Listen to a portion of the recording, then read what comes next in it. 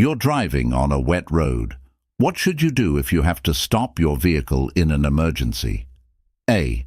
Apply the parking brake and foot brake together. B. Keep both hands on the steering wheel. C.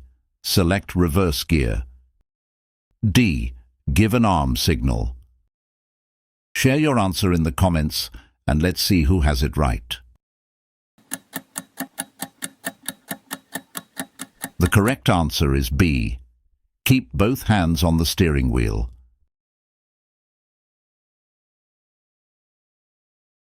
As you drive, look well ahead and all around so that you're ready for any hazards that might develop. If you have to stop in an emergency, react as soon as you can while keeping control of the vehicle.